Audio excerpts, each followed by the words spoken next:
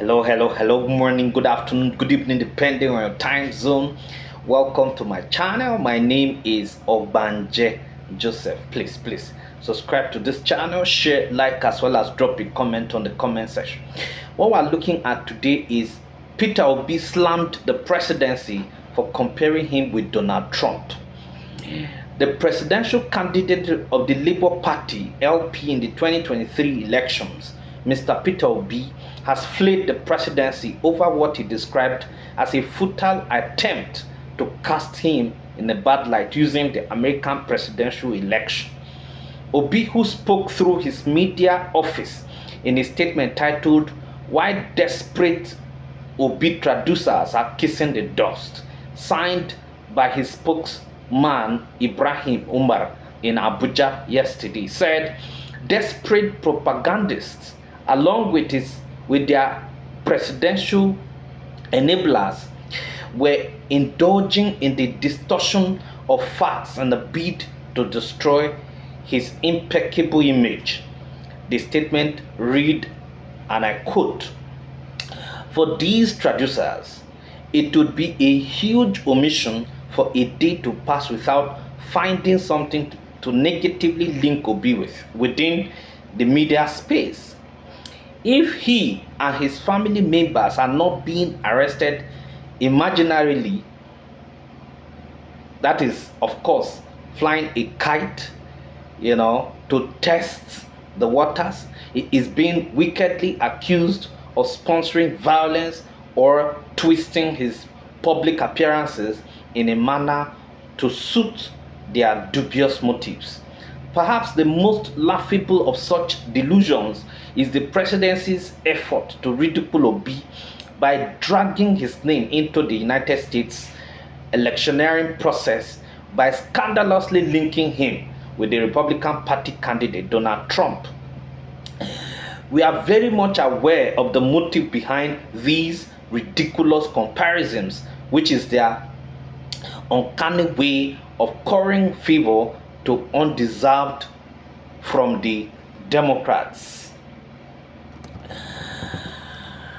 Nigerians who most about the dancery and facetious comparison have tried to ask, will your calling Peter Obi a Trump translate to or mean that Tinubu is Harris?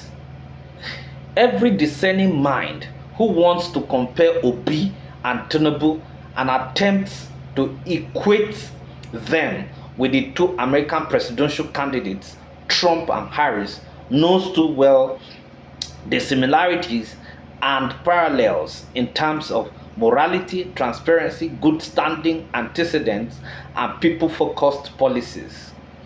The presidency, by indulging in such clever by half comparisons, which are intended to discredit Obi, merely brings to the fore the glaring weaknesses of the incumbent administration and their crassness and inability to discern the realities and especially the pains and pangs their actions and policies foisted on the nation in the past year.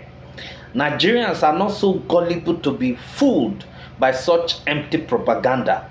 It's even ironic that the spin doctors of a leader who, since the early campaign days into over a year as president, has remained disturbingly aloof and seemingly incapable of presenting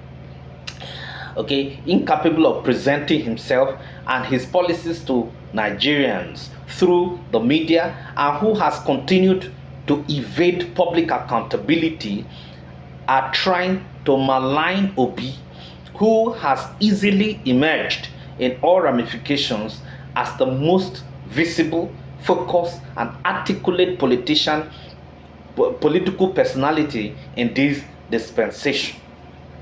Obi remains a man who has not only become the conscience of the people, but also their hope for a new and egalitarian democracy. rather than strive to market and justify their rusty and anti-people deleterious policies that have put Nigeria and Nigerians in the most horrendous conditions, they have resolved to convey misleading accounts of our principal's activities just to distract the credulous public. While we understand the frustration of selling a bad product in a competitive market, the fair play rule demands that you don't demarket the good product by forcibly associating it with the ugly product.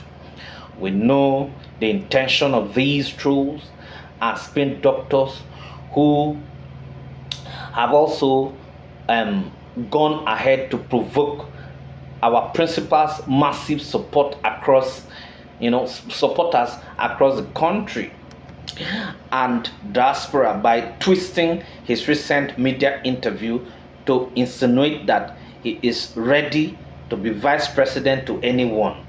But that fallacy could not be true of a man who has repeatedly stated in various forums that he is not desperate to be president, but desperate to see Nigeria work.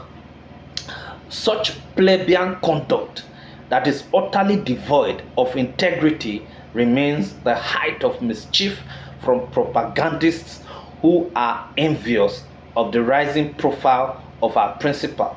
Finally, Peter Obi wishes to plead with Nigerians, especially the obedient, within and outside the country and across all the political parties, to remain undistracted in their aspiration and desire to see a new Nigeria that is possible. Thank you very much.